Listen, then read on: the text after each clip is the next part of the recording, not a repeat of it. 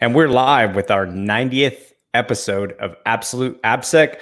I'm Ken Johnson at CK Tricky on Twitter, joined by my co-host Seth Law at Seth Law on Twitter. Seth, say hi. Hey, everybody.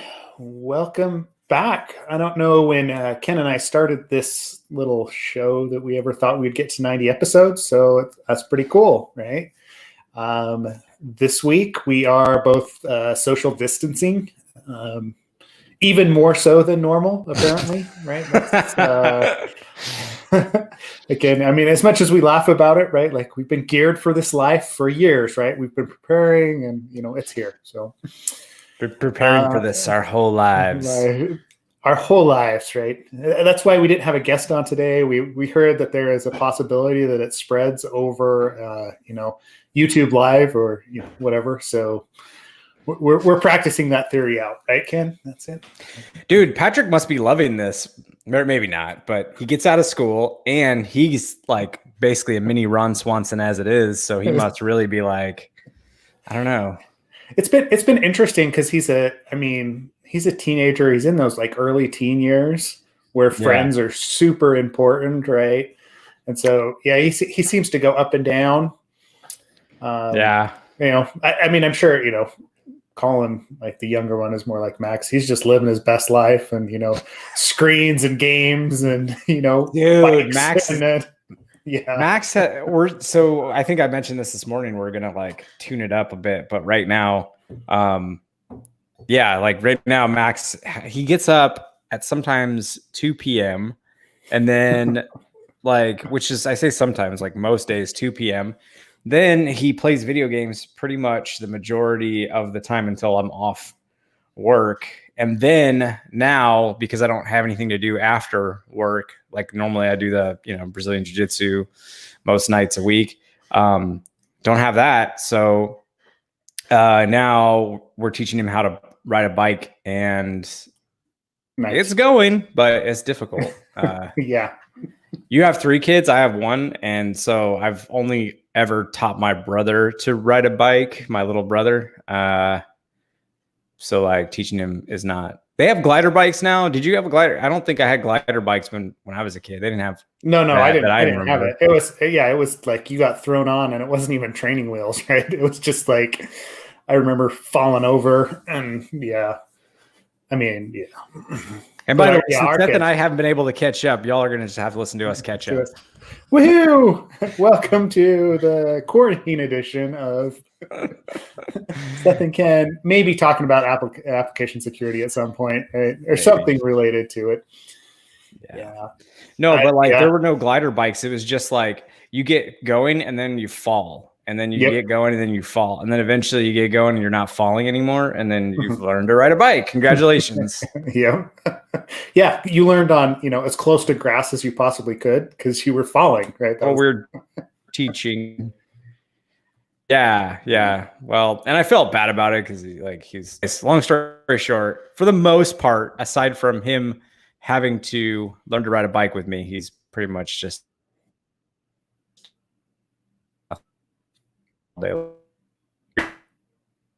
yeah. Oh, yeah. So cool. And quarantine. Yeah. And I feel like I'm having network issues, which could be also because of the kids, right? Too many people trying to use the internet right now. Oh yeah. Yeah. Yes. That's so. Can you hear me okay, Ken? I can hear you just fine, but I definitely can see that we're cutting out here and there. So. Yeah, I'm fairly certain that that's me. Sorry about that. I'll see if I can rectify it here as we talk a little bit. Could very well be me as well. I don't know. Whatever. Yeah. So I think I don't know how you're holding up with this quarantine thing, but oh man, it really sucks, because you don't have any human contact, like in person, other than luckily I have a family, but if I was alone, man, that would be really, it'd be rough. Yeah. Like we seem to be doing okay, right? Definitely the more social ones in our house are having a difficult time. But I know we joke about it, but like working from home for so long, like this is kind of my norm. And so life hasn't changed that much for me outside of, hey, we don't go out to eat or we don't go to the store quite as much as we did in the past. But whatever, I'm doing my work. The hard thing that I've had is that people that I'm working with, like on contracts and things like that, that usually work in an office, now want to do, Zoom calls, and, they want to do video calls all day long. And I'm like, no, guys, right? Like, just because you're used to people doing drive-bys and wanting to chat face-to-face, I'm like, I got stuff that I've got to get done. So if anything, I feel like I'm busier than I normally am, which is weird. Because everybody's talking about, oh, well, now you have all this time at home to read books. And I'm like, oh, no, that's not what I'm experiencing at all. So this luxurious life of book reading. I know. I'm learning. Like, I wish, right? Like, I'm like, if I could just turn off, the things that people need. And it's not a crappy place to be as a consultant, as a contractor, because, obviously I've got to work to bring money in. So it's fine, but I just, I've actually found myself working more because I'm like, because normally I'm training like, because, I don't do, this, most people don't know this. I don't do just like, I'm not like just doing jujitsu. I'm, competing. So I do like a lot of training for that and weight training. Yeah. Like in the mornings, like 3 times a week, it's weight training. And then one morning is yoga. And then at night, I do most days a week, jujitsu, almost every day. So now I don't have any of that. So now it's like getting to tackle things like teaching my son to ride a bike and like, just things that we kind of like been putting off a little bit. A lot of like cleaning up the house and all that stuff, and organizing things. And then like still having some, just being, I guess maybe just being at home and in the office, like I tend to want to work more. And so now I'm like, trying to make more balance there too. So it's like, I don't know, man, it's crazy trying to find a balance. We'll figure it out. By the time you figure it out, then the world will go back to normal and you'll have to readjust. Right? Man, let's hope. I'm sure it will, but I hope it's sooner rather than later. I think we all do. Yeah. Yeah. But anyway, so I was gonna say there's this new conference in Hawaii, right? It got rescheduled to November apparently, or they just scheduled the first one from what I understand. Yeah, right. You mentioned it last night that it's going to be November instead of January, which actually makes a lot of sense if you think about it, because in January and February, people want to get out of, because it's like post-holiday season. So you kind of want to get some sunshine, but that probably means that it's harder to book the resort for them in January, or might be harder, might be pricey. I don't know. But then like, you don't like want to do it in December, obviously. So yeah, November seems like a good time to go do. I want to go in November for sure now, especially now. Like I already love the conference, but now, man, I really want to get out of the house. So ready to travel again. Yeah. And I'm totally, November works out better for me than the other schedule did as it was, right? Based on the kids and everything else. So yeah, looking forward to it for the first time, right? We'll see. But yeah, you're supposed to be at Disney this week. Mm-hmm. Yep. Yeah, kids are on spring break this week, and so we went from, doing the homeschool thing to now there's no structure to their days, right? Days as it is for this week, but yeah, we were supposed to be down in California. We were going to do beach and Disney, and all that went out the window. So we're trying to find other things to do. So.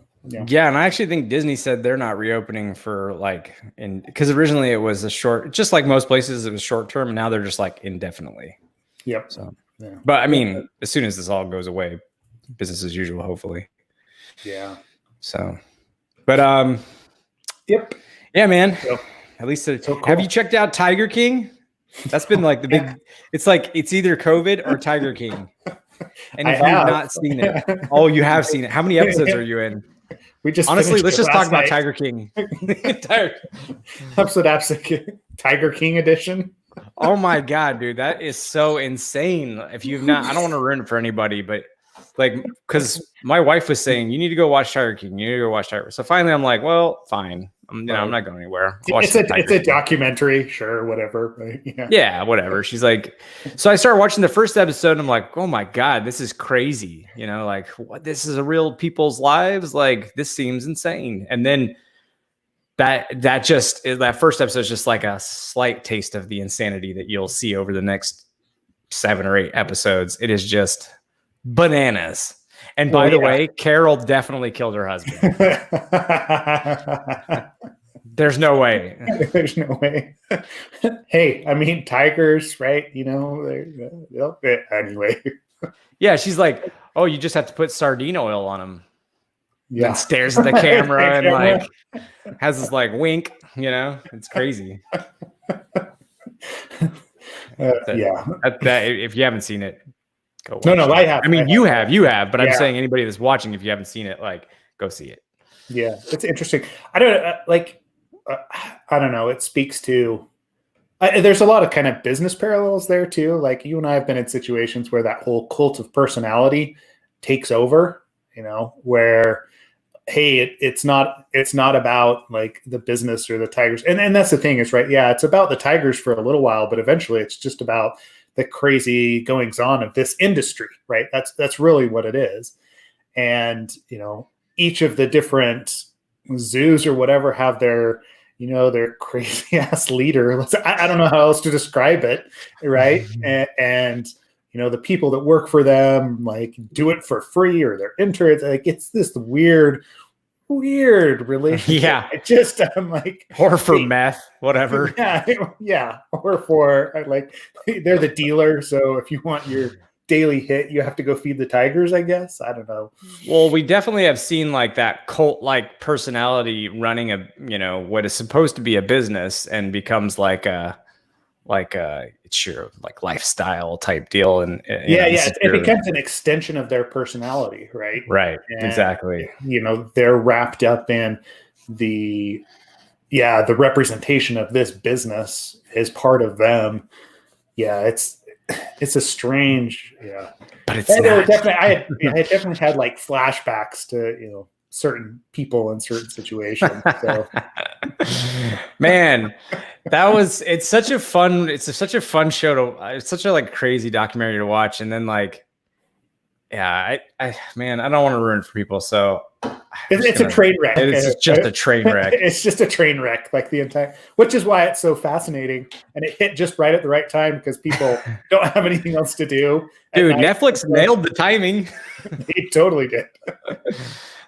That's awesome. They were very smart. Man. Oh. Yeah.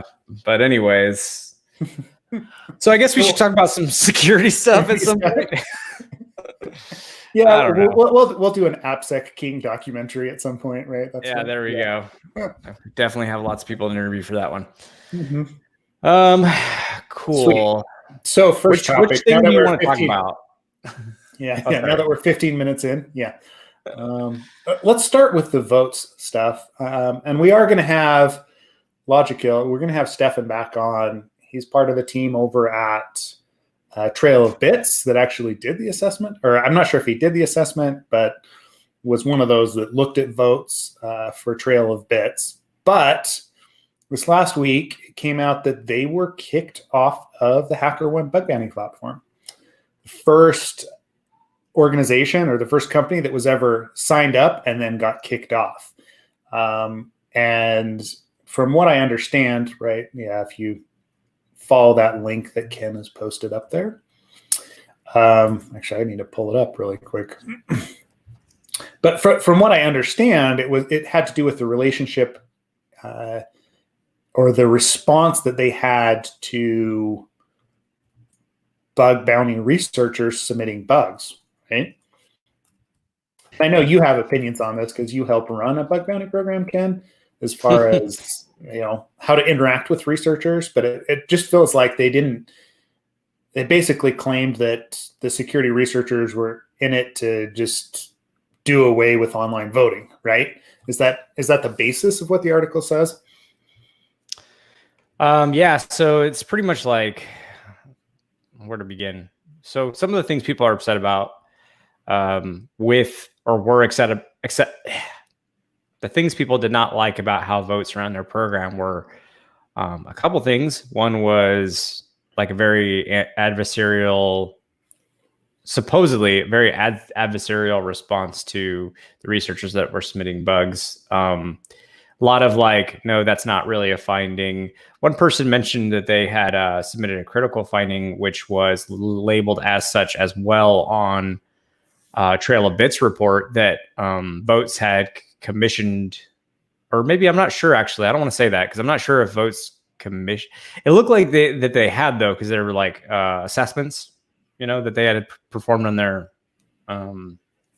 software, which by the way is like a blockchainy, supposed to be secure way of doing voting. I don't know if I think we mentioned that. I think you mentioned that.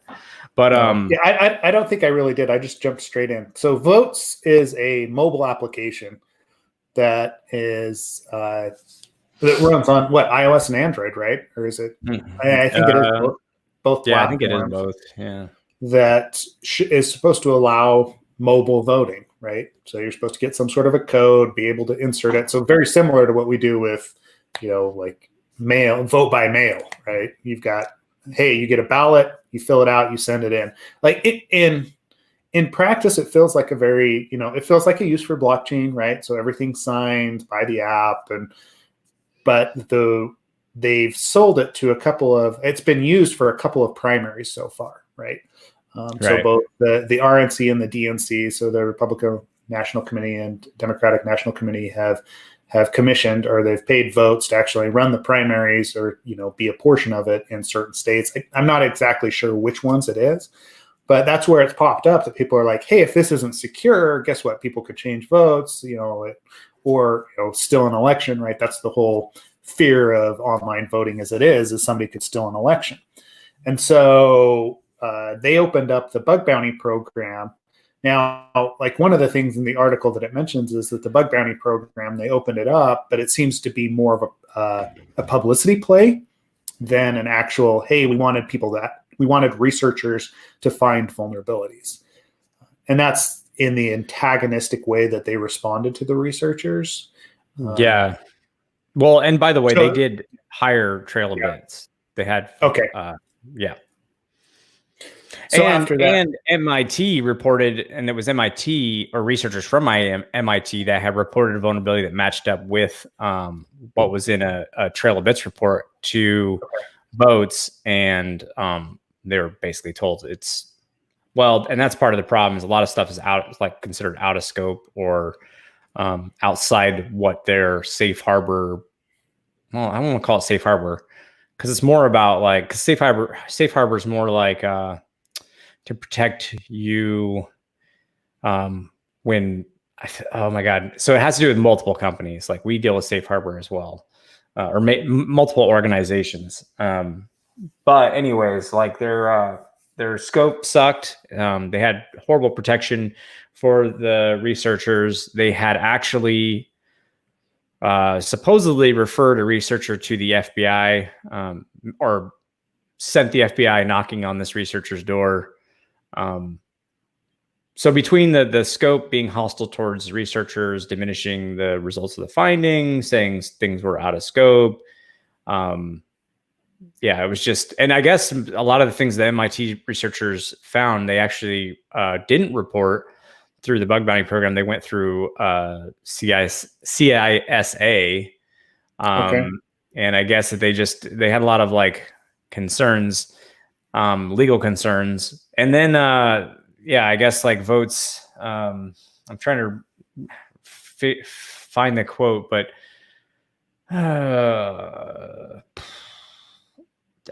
they had changed. I'm trying to figure out how they changed the safe harbor protections, but I guess the like wording had been changed. Anyways, HackerOne's been around since 2012, and this is the first time anyone's been booted off their platform, which is, I feel like you have to screw up pretty bad to be booted off that platform. You know? Well, yeah, I mean, they've been around. That was in the article. They've been around for 8 years, right? They've never kicked a company off.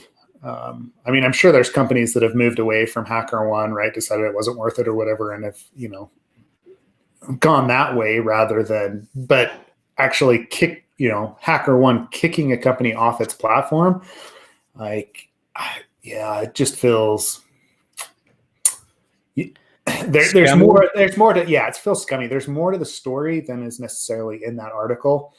If you've ever done any bug bounty programs, right, or interacted on either side of that researcher company relationship, that there is kind of a trust that's involved there, as far as, hey, the company itself is trusting the researchers to, act in good faith and all that kind of thing. But it goes the opposite way as well, that the researchers are expecting the company to take them seriously and actually respond in a professional manner, right?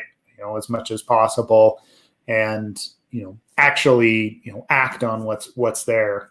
So yeah, it just feels like the whole thing fell apart. And I don't know, I'm wondering if people are actually going to join their private bug bounty, because that was it, right? They're starting their own program now, apparently, because they got kicked off HackerOne. Good luck with that. Yeah. Good luck with that. Yeah, and man, I'm reading. So they had actually updated the safe harbor after referring this person to, close to, it looks like, following having referred a researcher to the FBI. They had updated those. And they've worked with this Votes app has worked with West Virginia, if this is true anyways, West Virginia, Denver, Colorado, Utah and both Jackson and Umatilla counties in Oregon. Interesting. To pilot man, this is crazy. I think that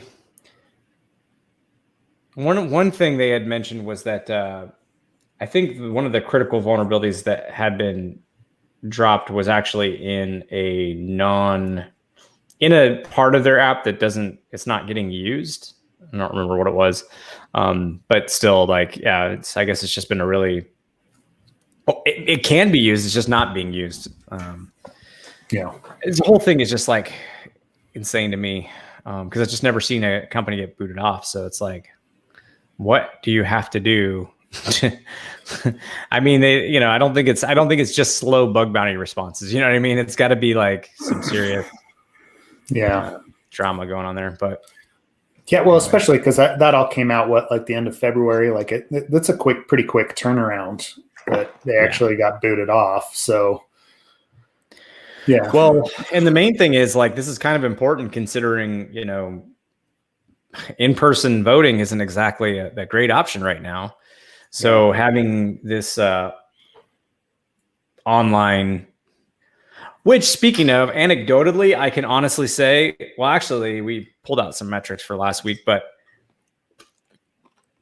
man, bug bounty submissions, I've seen a slew of them. So if anyone's wondering, hey, are there more bug bounty submissions now that people are stuck at home? Anecdotally, and for our program specifically, I can absolutely say that's the case, which I'm not complaining about at all.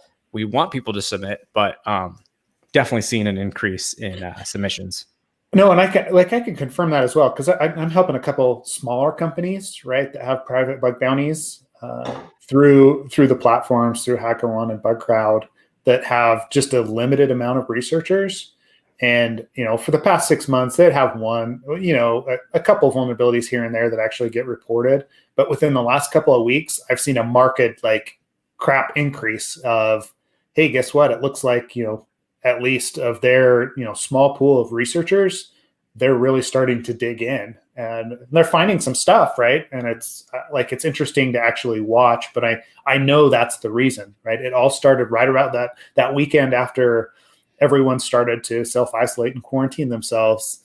All of a sudden, there's been more submissions and there's been a lot more activity there than was before, which is not surprising to me, right? You've got all these people that typically go into an office and now they're at home and they're on the bug bounty platforms submitting bugs. So Or hopefully it'll help secure stuff. Yeah, it's cool.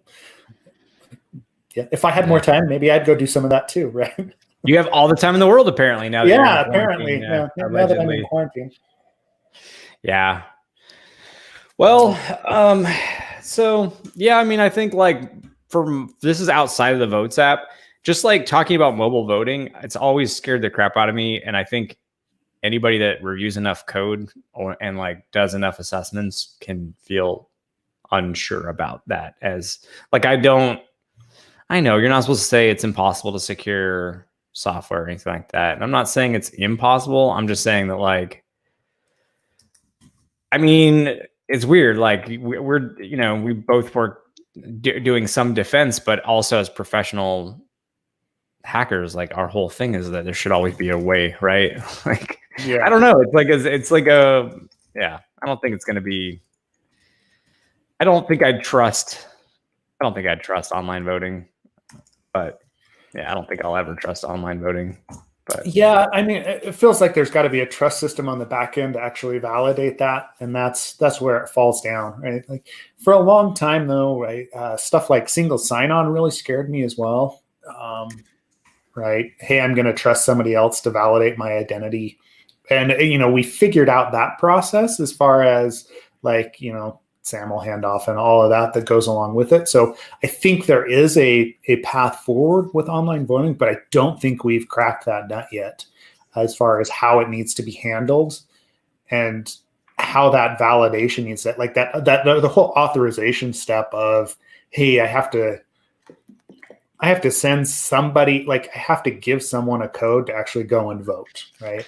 And if someone can steal that code, how do I verify that the person that is logging in is actually the person that I want that should be voting? That's the question that we have. I mean, we have the same issue with paper ballots, right? And with like vote by mail, because you don't know who's actually filling out that ballot before they send it in. But at least in that case, you have a physical ballot that's associated with one person and one person only. And you can tie it back, like they make you sign the envelope and all that kind of stuff. So technically you can go back and ask them. There is a process to do that if there is a question. But with online voting, with like electronic over the internet, that becomes it just becomes a fuzzier thing. So. Yeah, and I mean the Votes company was like, oh, I guess their approach with researchers or their thoughts to researchers, like you're just trying to make it so that mobile voting like never works. And it's like, man, that's the opposite of what they're trying to do. They're trying to give you vulnerabilities that you can fix, that you can like harden your tool. And that's, what do you think the whole fucking point of opening a bug bounty program is for? It's for people to like find your issues and explain them. It's not to ruin your business. It's because if they wanted to do that, they could go on the black market and sell those exploits if they're seriously that critical. If they really wanted to, you could just, there's numerous other things you could do other than a bug bounty program. And, they're reporting it to you through the program you set up. So it's like, I don't know. People, man, people.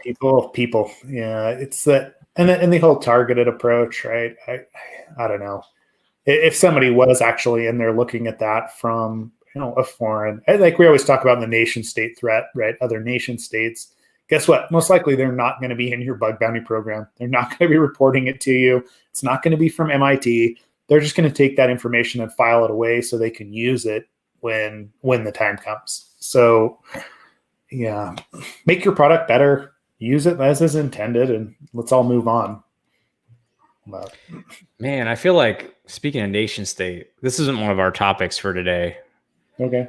What was maybe we shouldn't even talk about it, but I feel like I'd seen something about China being chastised for performing nation state attacks as of right now against, I want to say Cisco vulns or something like that. I can't remember. Yeah. I think it was like Cisco vulns, and trying to like several government hacking groups from China. And they're like, hey man, this is a bad look right now, given the state of the world. And now you guys are going to do this. But I'm like, yeah, that's exactly what they would want to do. I mean, that's the whole point, don't be There's naive. another article like That's- on, oh yeah, here we go. It's Chinese hackers hit Citrix. Yeah, I'll post the link in the general chat and then YouTube. Yep. Yeah, that one was, it looks like that one was through March 11th is what they were saying. So it was, as everything else was going on, they're still conducting their, which is not surprising to me, right? Like it's a quasi unit of the Chinese army. What do you expect them to stop, right? They're all working from home as well, right? Yeah. They're self-quarantining. I mean, that's their job. They don't get paid unless they discover vulnerabilities, and they keep doing what they're supposed to be doing. They do not give a shit other than to probably like, this is the perfect time to exploit it. Like they're not sitting there like, hey, come on guys, let's go easy on them because, COVID. No, not at all. That's not at all how it's going to go. Yeah. Yep. Yeah, there's a couple other ones. There's another one on CDNet that is similar to that, right? Yeah. It says the lockdown may have slowed their efforts, but who really knows, right? It's just, yeah, it's one of those. I wasn't shocked to hear it, right? That it was still actually going on. No, I don't know. Not whatsoever. Yeah. I mean, and I question, right? Like if you're working on a security team at Citrix, at Zoom, at any of these like large companies right now, you're probably hyper vigilant. Like your traffic has gone through the roof, but at the same time, right? You're probably, I would be watching out for this sort of thing. Like if I'm working on a SOC for a bank or something like that, this sort of change in the environment and everyone going online is actually going to make me more hyper vigilant, and I'm going to be tuning rules. I'm going to be changing stuff. At least that's kind of my expectation of the people that run those different teams, that they are going to be at least taking it seriously. So yeah, I mean, whether or not they get in, it's a nation state actor, they probably will, which actually takes us to the next topic that we have. It does. I was thinking about that. Yeah. Go ahead. Sorry. Okay. Yeah. It's just where you're going with this. Yeah. About trends in access and what's actually been opened up online. So Shodan released a report, and we'll go ahead and post that link too, on changes in the internet surface, and internet exposure based on everyone self-quarantining and companies attempting to enable remote work, right? So, yeah.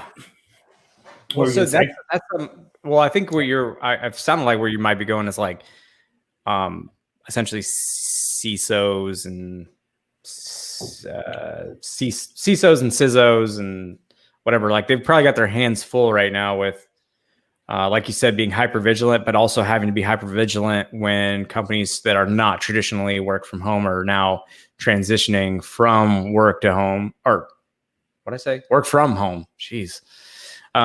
See the quarantine brain, man. Quarantine brain. Yeah.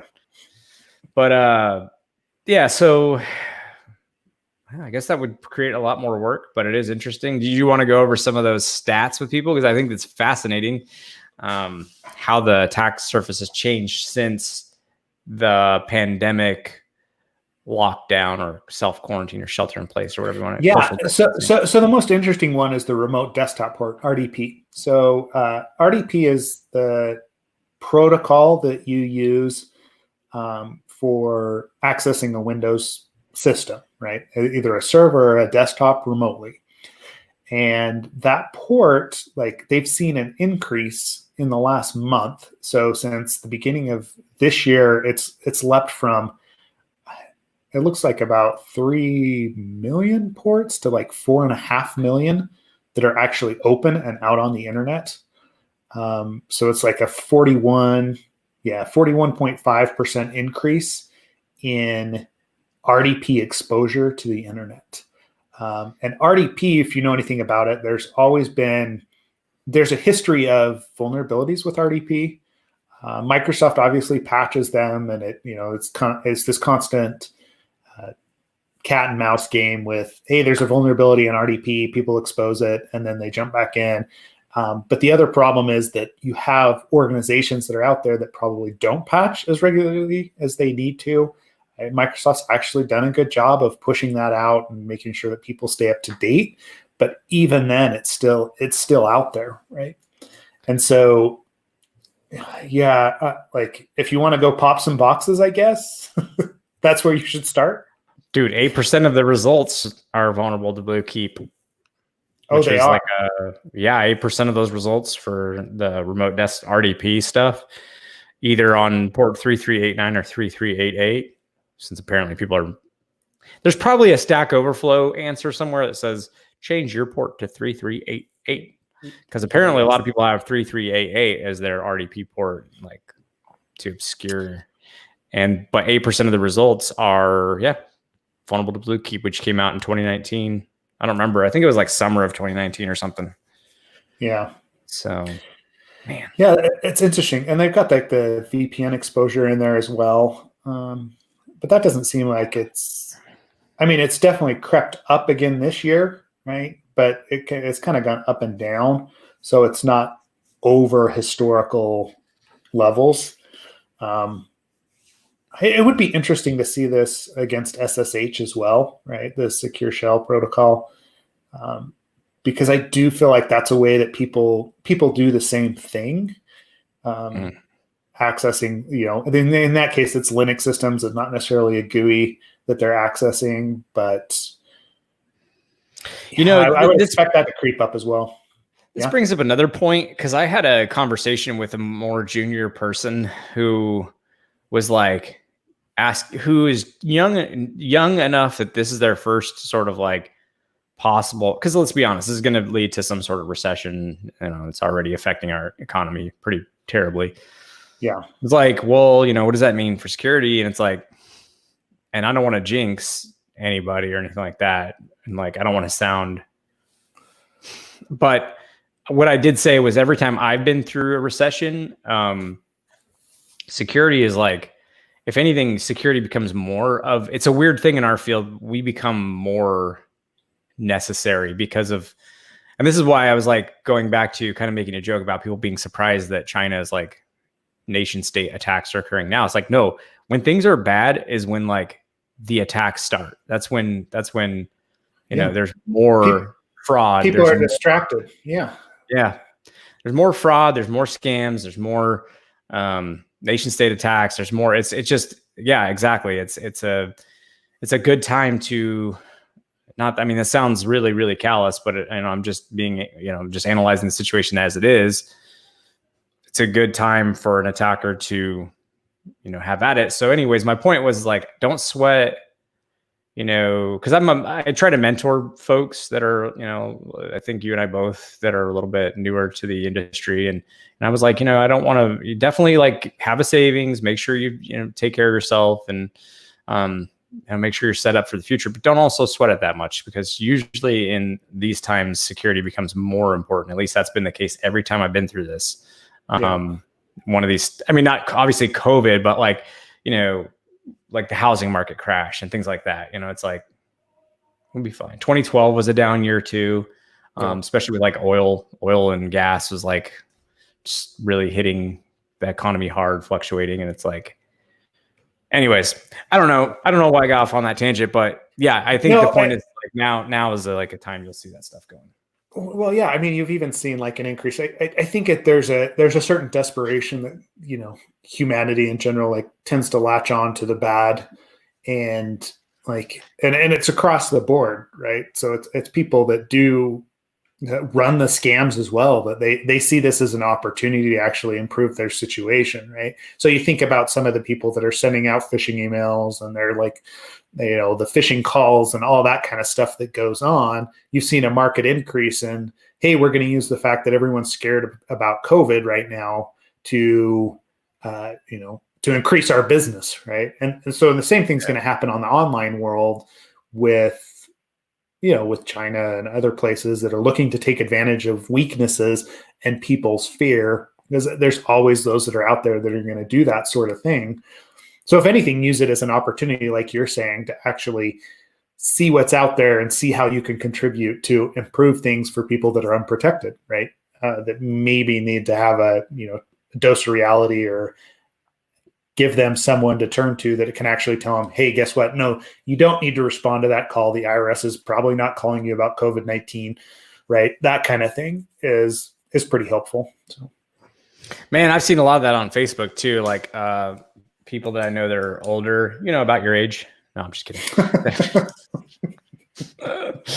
the older crowd, the older folks I know, they're posting that like, don't respond to this scam and that scam, and a lot of it's like IRS, like you said, IRS based. A lot of apparently a lot of scamming going on right now. And again, like that's no surprise. I think if you've been in security and you've lived through these moments, economically these moments, not like pandemic wise, but you've seen this time and time again. It's just like it's just the saddest thing. It becomes like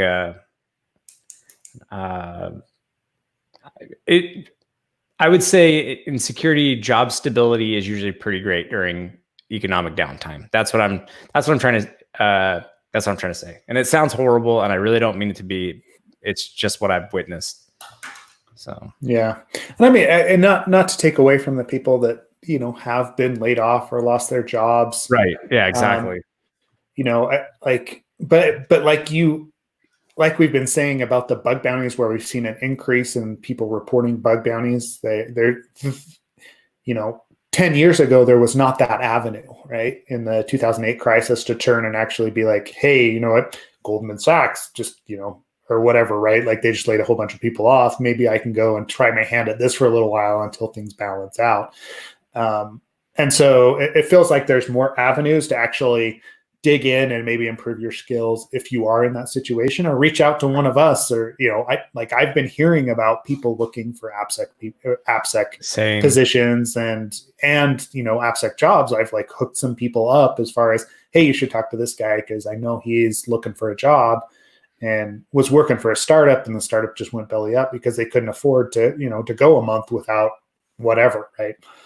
Right. So like there's those that are out there that are looking. If you know about jobs, I know that Rob was posting stuff, right? Like Rob Fuller. He had an online, he was tweeting something out about it. Hiring list. Yeah. Yeah.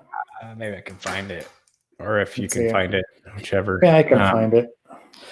Yeah, no, like, so yeah. And I just want to be clear, because I don't want to, yes, you're right. Like, definitely don't want to diminish anybody that's having a hard time because of this or like their situation.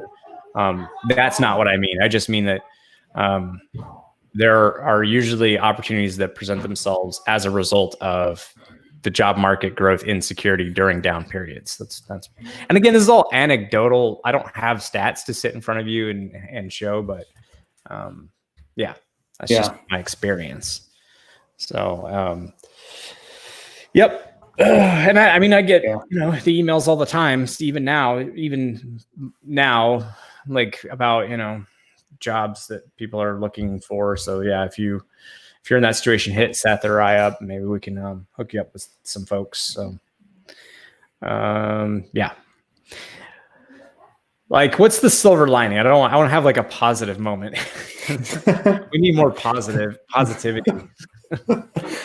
I mean, like realistically, there's work to do. There's people that are paying for that work still, and there's people that will help you, right? I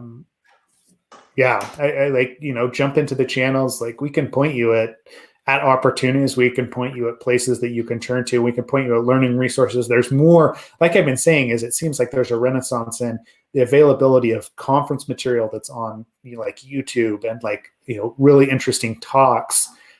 Everything's gone virtual. Like, it was starting to go virtual anyway, but it's pushed way more into, hey, we want to get this out there and actually share it out, right? Like, I know you and I have been talking about doing a secure code review like course online as well, just to see how it would actually run and if it's a viable, pattern for us to teach others and to help spread that out. So it's not just, hey, you have to be in person to learn this stuff. It's all available. Which is interesting that you mentioned that, because there was a tweet to our account, which was a little was kind of weird because the people that were on this tweet were like Bug Crowd, Security Tube, Pen Tester Lab, Burp Suite, Vuln Hub, OWASP, traditionally like teaching entities, and then we're included on it. This podcast said it was basically asking about that. Are you planning on online sessions during the quarantine days? And I think we had talked about, possibly. I mean, we're also like working on, and since we can't travel and deliver the course, we're also writing the material down, trying to put together an actual book on it. So you got this like need for it, and maybe that's what we'll do. Maybe we'll just like teach some people how to do this stuff. Yeah. Or how we do this stuff.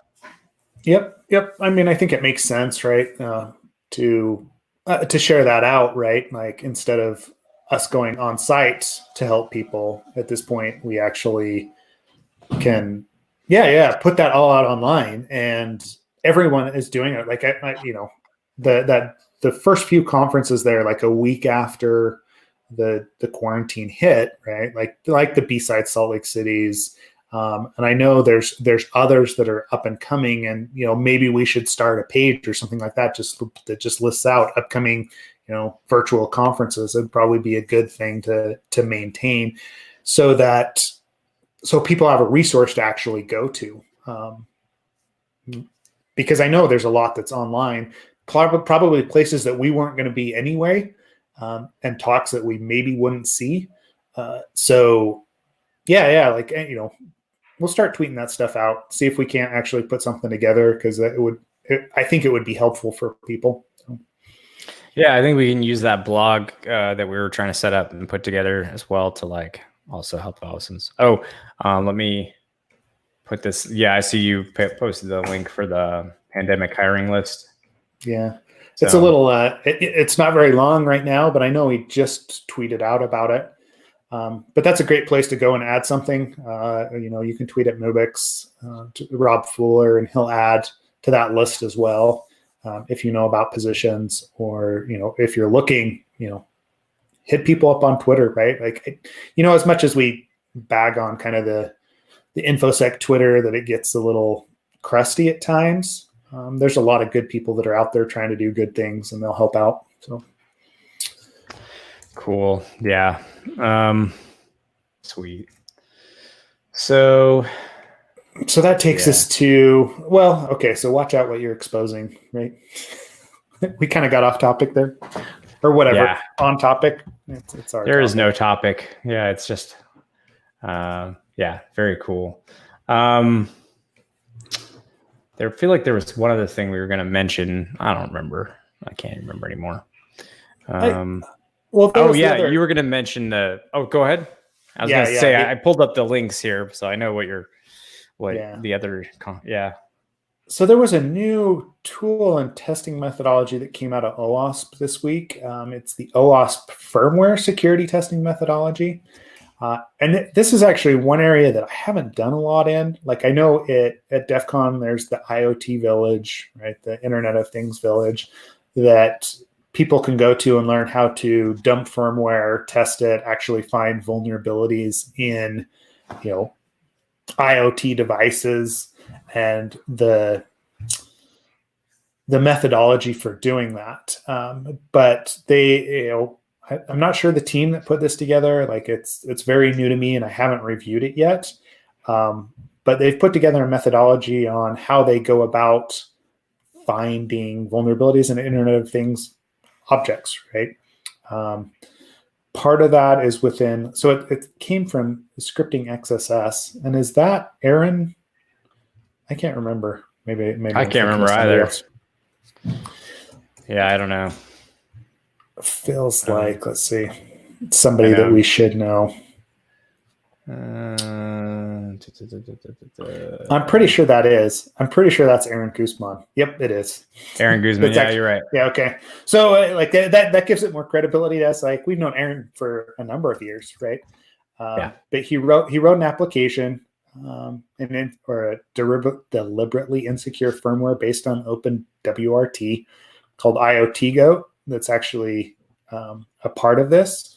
And it looks like he is the one that is running the IoT, the OWASP Internet of Things project.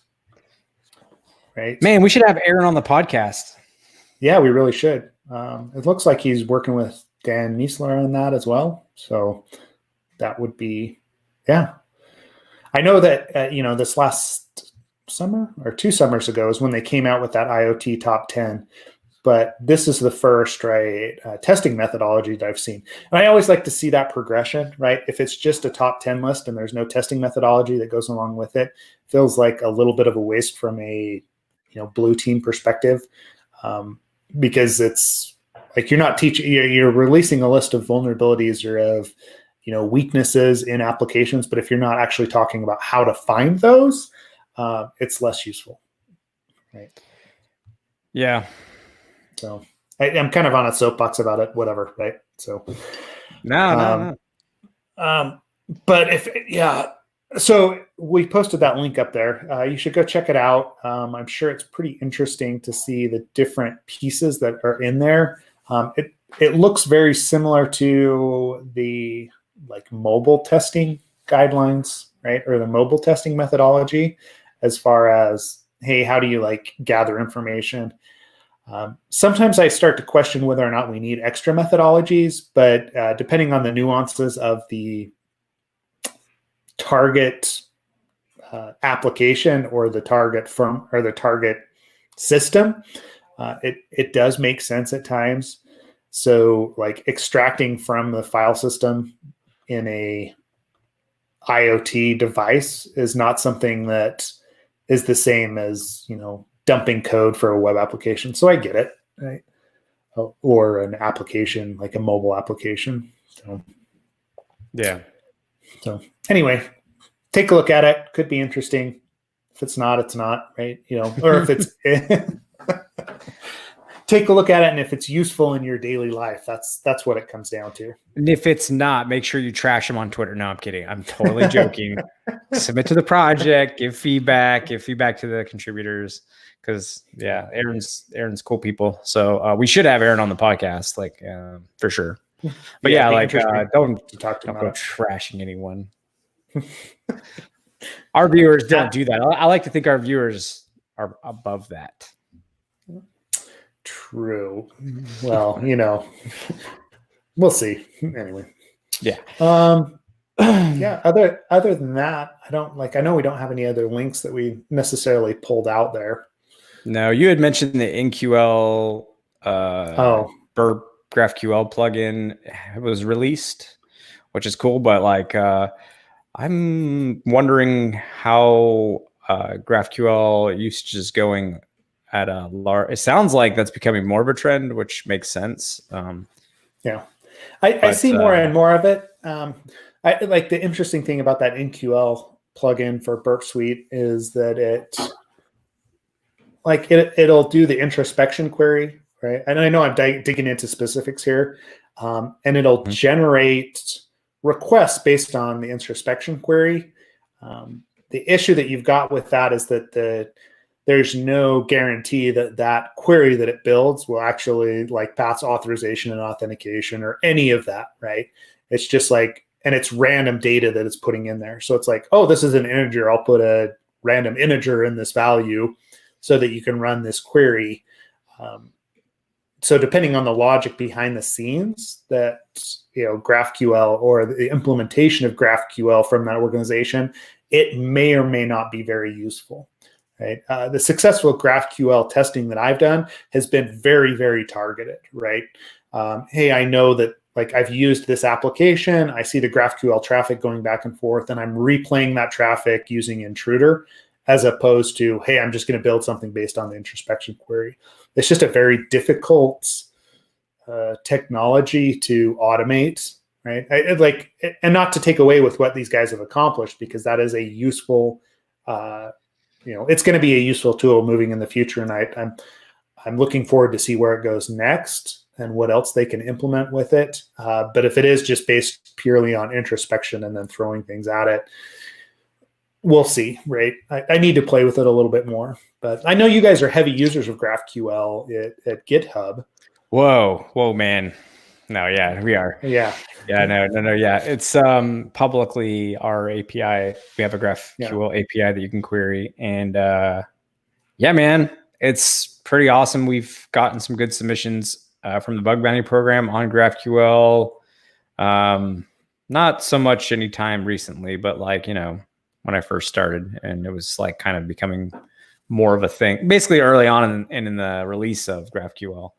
But anyways, GraphQL is pretty cool, man. Like it just makes it easy for services to talk to each other and get the same amount of data in like a uniform way versus, REST API, which is very much based off of the documentation that you may or may not be provided about the REST documentation and how it takes data and how you authenticate to it and all that stuff. And GraphQL, I feel like, just makes it a bit easier.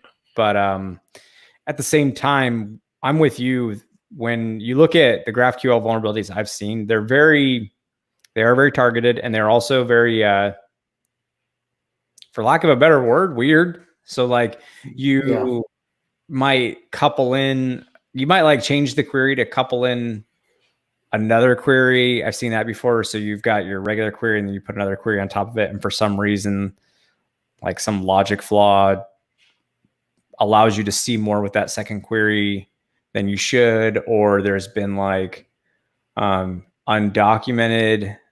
I mean, it's a whole, like, it's a lot of, it's a lot of business logic flaws. Yeah.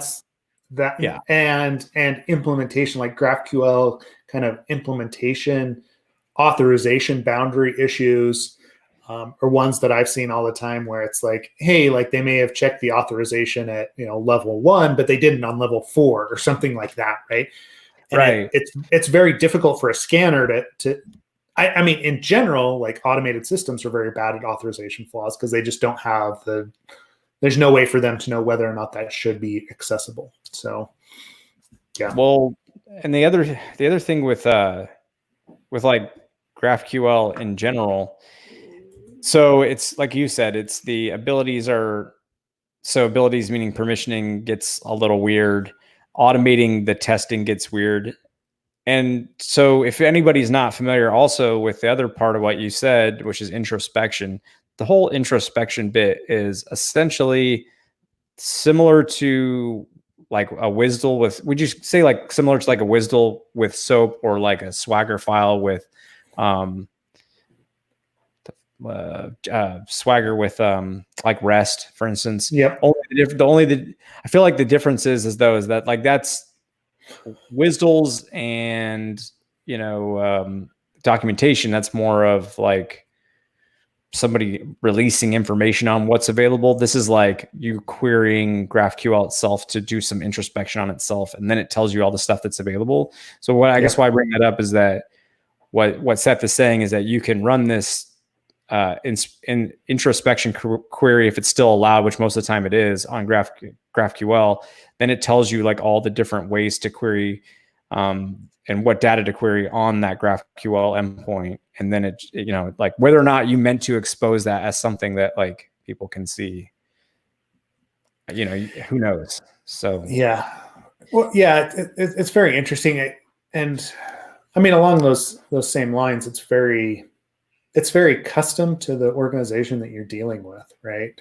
I mean, I guess any RESTful endpoint is, but the implementation, there's no kind of standard implementation with GraphQL. It's, hey, there's an introspection query, and then we have all this data that you can ask us for, right? Yeah. Or updates or mutations that you can perform on that data itself. And it makes it easy to consume and make those changes from a automated perspective, but it doesn't necessarily make it easy to test what's available and there.